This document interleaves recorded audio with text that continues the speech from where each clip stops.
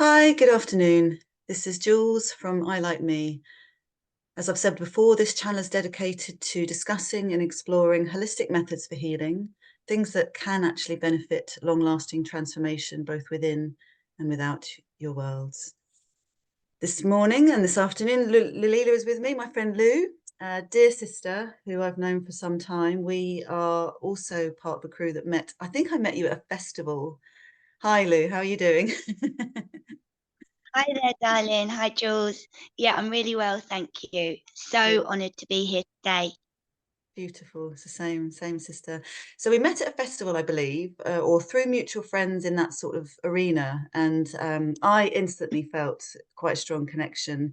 You were probably moving around with the band at that point, on stage Oh, doing yeah. your thing.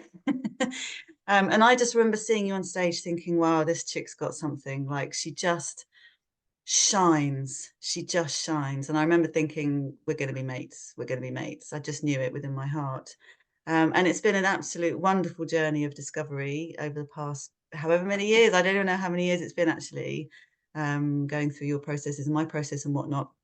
um, and I was taking a look at your website earlier because Shaktivation is a word I know you use a lot. Like it's a word that Mhm. comes fluently from you. And I just wondered if you wouldn't mind explaining a little bit about what that means and why you feel that's an important part of what you're doing. Yeah, definitely. Thank you. Yeah, I have been very much on this path of awakening, of Shakti, and then I decided to do a course in Shakti dance, um, with Sarah Avatar, um, just to get more understanding of what Shakti was, and to allow myself to start to let that into me, to awaken that within me. And it was so wonderful doing that course and going within.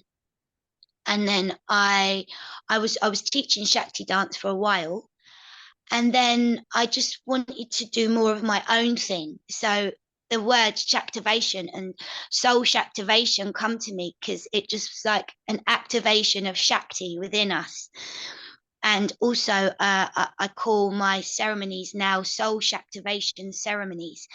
So it's activating our soul, our energy, our life force, um, and I use that word like Shakti and activate coming together. Yeah, just to bring that new flavor, something different. And it's just been a real journey of me embodying that and holding these ceremonies. And it's really about the Shakti, the life force, the energy. It's the universal life force. That's what I've come to understand. It's within Earth. It's within us. It's within the cosmos, and it's what we all are. And it's like it takes you on a whole journey. Usually, it takes us down and descending down into the depth of our darkness, into our wounds and our womb and our shadows, to be held and loved. um yeah, it's like a whole journey, because what we realize, after a while of embodying Shakti and allowing it to move through us, it is the mother, it's the divine mother, it's the goddess.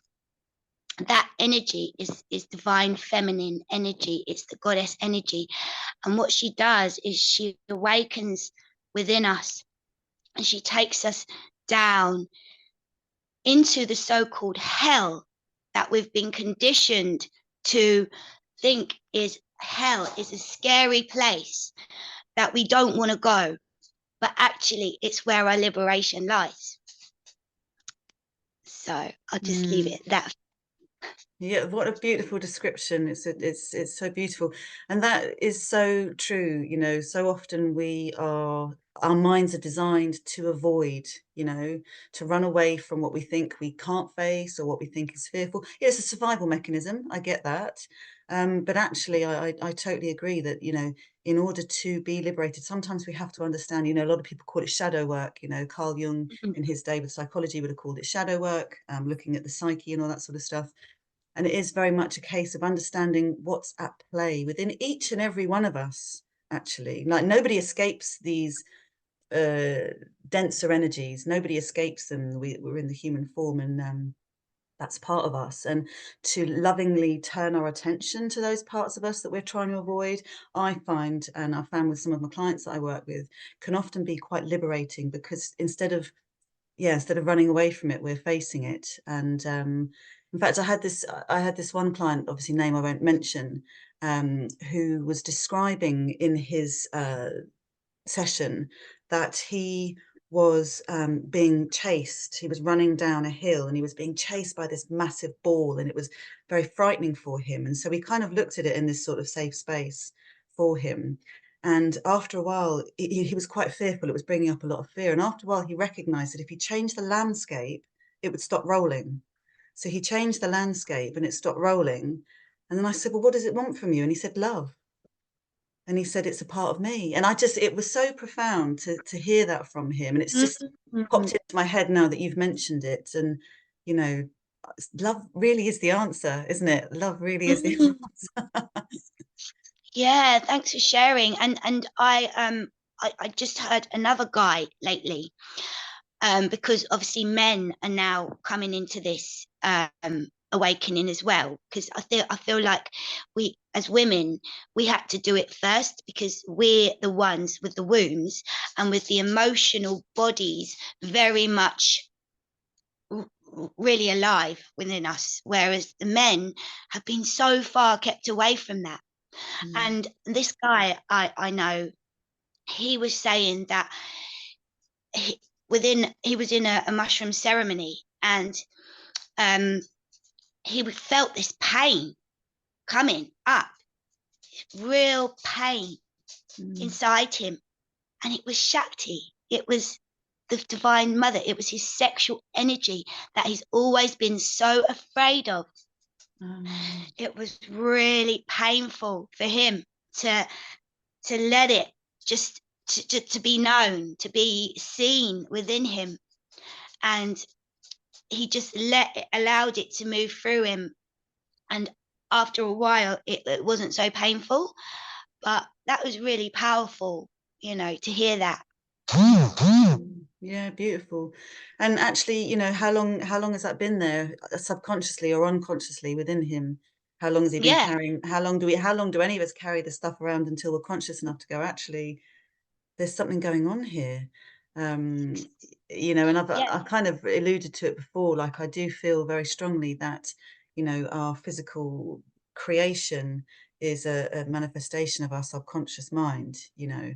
So if we've got things in there which are hurting, painful, sorrowful, despair, you know, all of the stuff that we try not to deal with because we're scared and it can feel overwhelming. Like we're carrying it on a physical level. And I think it manifests in different symptoms. And, you know, what a beautiful thing to be able to look at it lovingly and say, you know what, I release you, see you for what you are. And yeah, yeah, so is that the sort of thing that you would do in your Shaktivation ceremony? You mentioned about the ceremonies, but do you want to yeah, just yeah, give us some more information about what sorts of is there a yeah. process there in those workshops and ceremonies, or So I guess when I first started, I let's say about 6 years ago, and I wanted to just bring bliss and the Christ consciousness essences, and to allow people and myself to feel good, to feel joy, to feel brilliant. But what I was seeing was that we can't really feel these higher vibrational essences until we go down into the shadows, until we take that descent, and and otherwise we kind of stuck in this numb space because we're all born into so much trauma. Just being here on the earth is very traumatic, especially in this time that we're in now, where it's all changing. But it's like it's been so traumatic on this earth for humanity for thousands of years now, and we've fallen from a higher vibration of love into a vibration of fear. So we have to recognize that we live in a vibration of fear, and the way we heal that is by loving ourselves, by loving everything that comes up. So what I often do in soul Shaktivation is I take people into their guilt and their shame, in their sexual organs. So within our yonis, we hold guilt, doubt, and shame. Within our wombs, obviously, we hold so much pain and trauma. And so I have been working with my sisters and in my community to clear those layers of pain and trauma within our womb, so that our Shakti is able to flow freely throughout all of our chakras, all of our body, all through the different layers as well. You've got your physical body, the mental body, which is where our ego is, which is our mind, our mental body. So our mental body is very much affected by our womb, by our wounds, by our emotional body. And all of our thoughts are mostly illusions that aren't true. And yet we believe that because that's what we've been conditioned to believe, that we are this false identity. But we're not. We're actually way more than that, you know. So this is all just part and parcel of what unfolds as we go on this journey. And so we go into the emotional body, which is the womb, which is the water. And what happens is we have stagnant water where we've not gone into. So these, where we've had trauma, it kind of breaks off from our wholeness and is stuck in our unconsciousness, which is our womb, which is the darkness. This whole 90% of our consciousness is subconscious that we don't recognize, and it's like we have to go into that subconscious, but because it's the unknown, it's scary, you know, so we don't want to go into it. We're scared of that unknown. But when we dive into those waters, it's actually really freeing, you know, and you dive in and you love yourself, you love all of those parts. And the way I see it is that we bring the crystalline waters that we all have these pure crystalline waters that are untouched by all the trauma. It's hidden deep within us, but we all have that. And as we move through, it's like we find our way back to that, to those crystal waters. And then we bring those crystal waters to merge with, as we go into the stagnant waters, the shadows, the parts of us that we don't see and don't look at, as we go into those with the light, it becomes that crystalline water. So everything becomes crystalline.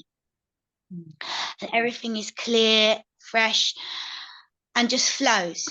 And nothing is blocked. Yeah, I just had the word purified. It felt pure, like I felt a purification as you were talking through that process. Absolutely. Yeah. Shaktivation, purification. Yeah. Shaktivation, purification. And, you know, it's a journey, and it takes time. It's not a quick thing. It takes time to go through those layers. So I've been holding these spaces now for 6 years. And yeah, many of us are really, you know, clearing our wombs, remembering that our wombs are the things that create our reality around us. You know, our waters are what creates the reality. So that's why it's so important to clear those waters in these times.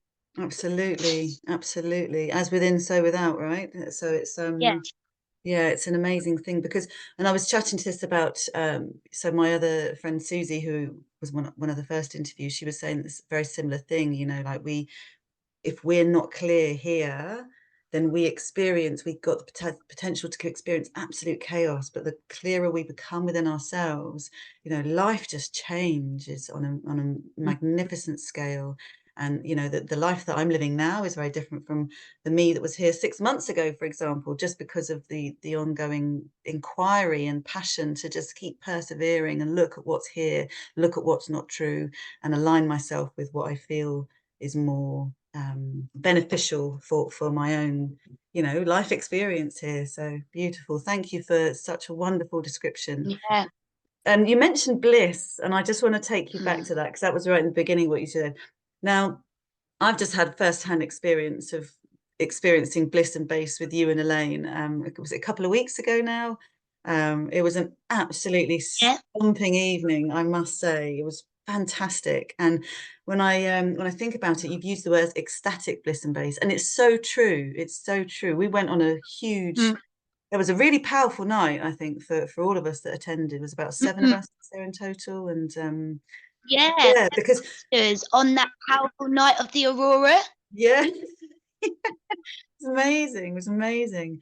And I know music's a huge part of, you know, it's been a huge part of your journey as with mine, and you're into Yeah. musical creation and you know, you do sing and you come up with the most amazing tracks that just get people moving. So just tell us about the bliss and bass, because that was, you know, for Yeah. those who are perhaps new to conscious dances, because you know Yeah. the paradigm of old is to, you know, get wasted and then see what, you know, if you like this, you know, whatever. But it's very much the circles that I'm moving in now. It's very much conscious dancing, being aware of the Yeah. body. What does the body want to release? How does the body want to move? You know, how can we Exactly. express ourselves through movement? Do you want to just explain a little bit about how that came Yeah. about?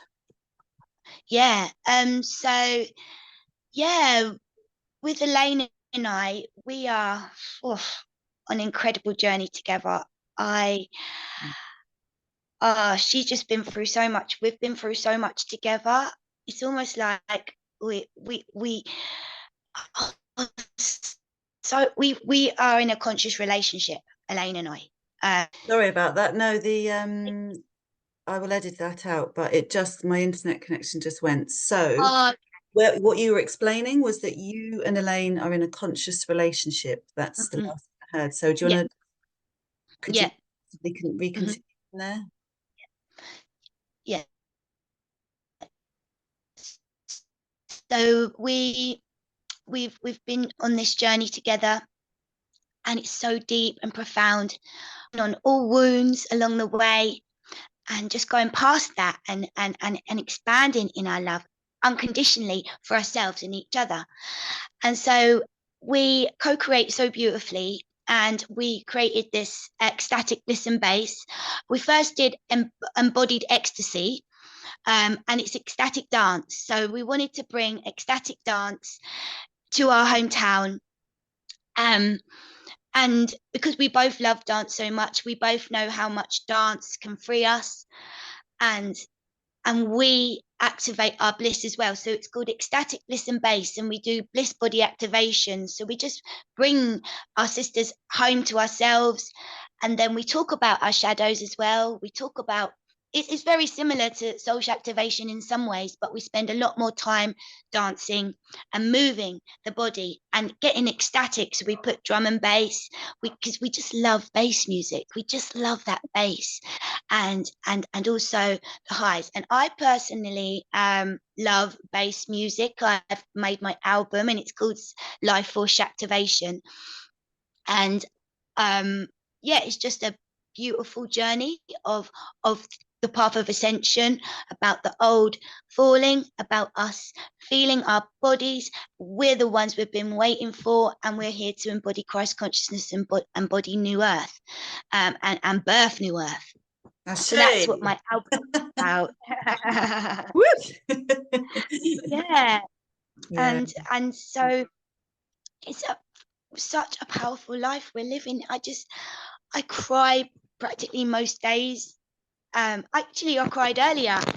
Mm. Um, again, because I love the dog and the cat. I'm just feel so grateful to be here, now, living this life, being part of this awakening for humanity, and being kind of one of the ones on the front line.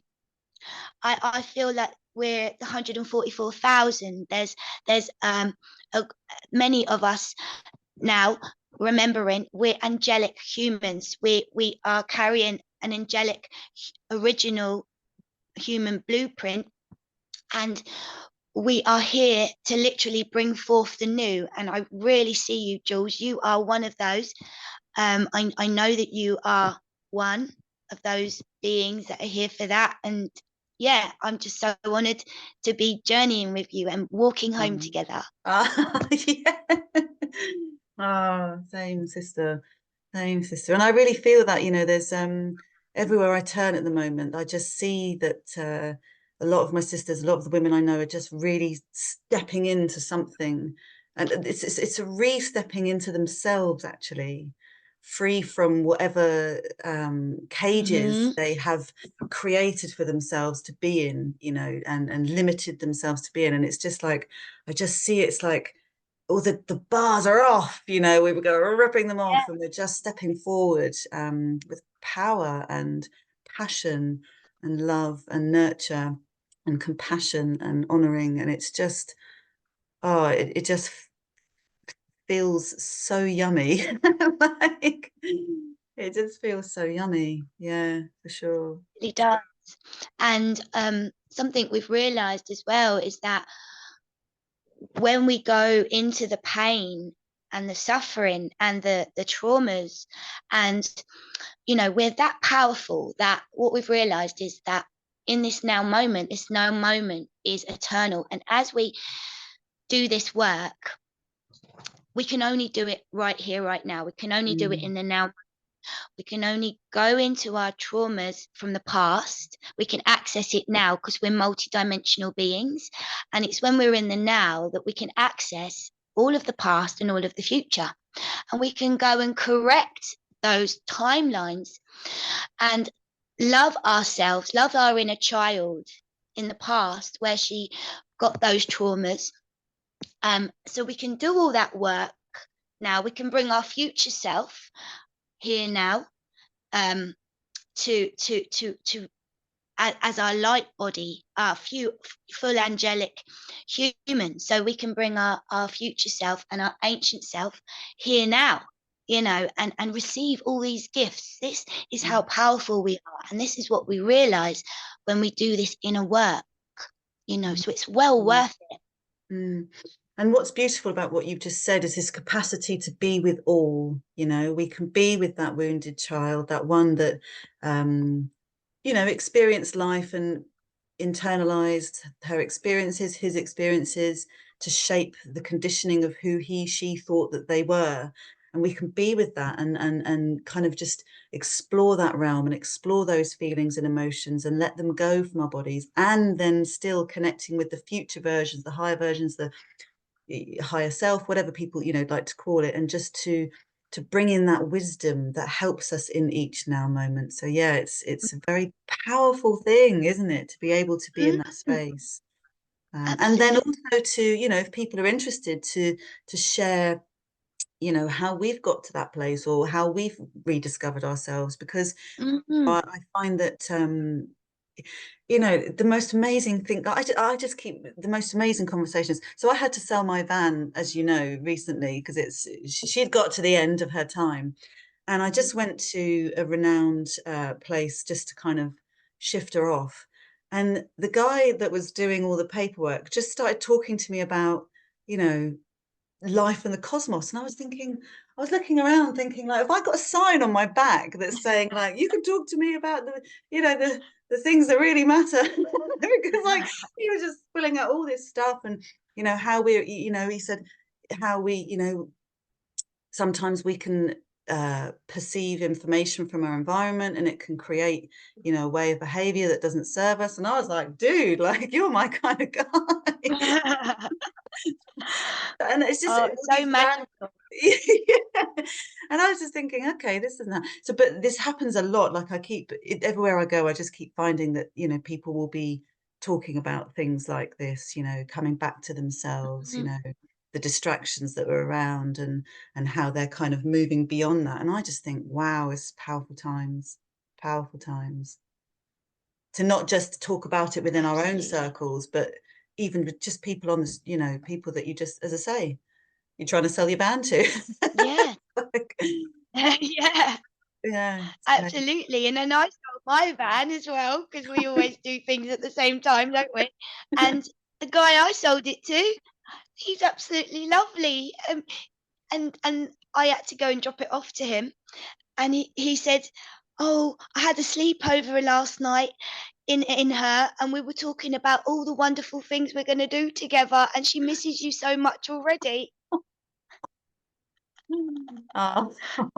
And I just thought that is so beautiful. Yeah, the world is full of beauty, actually, you know, and I really do feel it's a choice point now.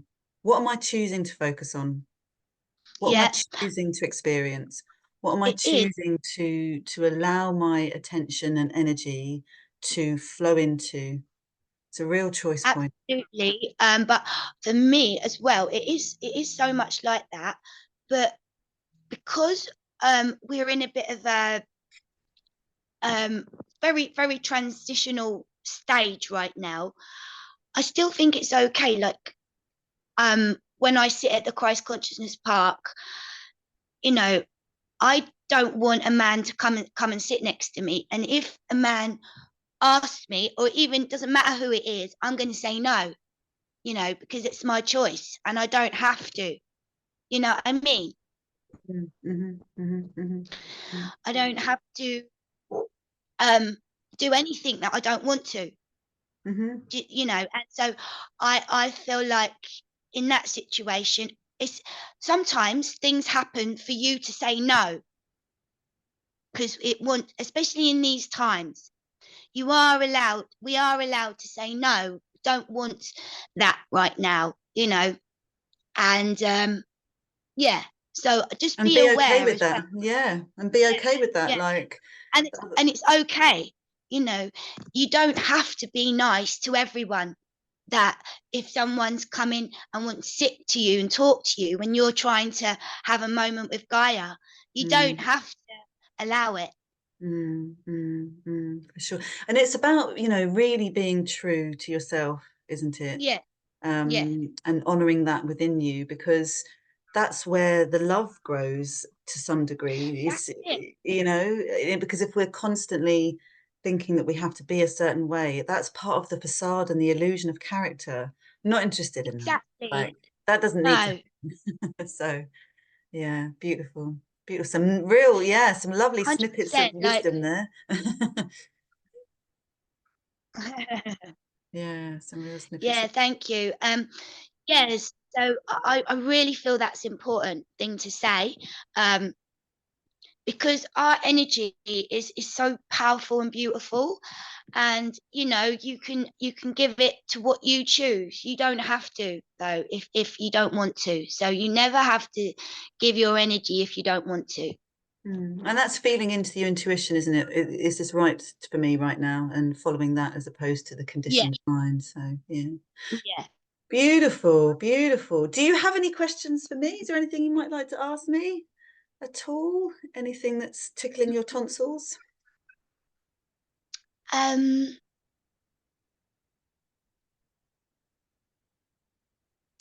so what I want to ask is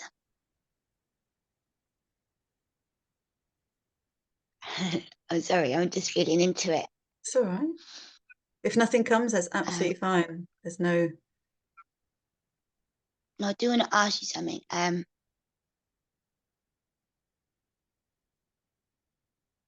Hmm.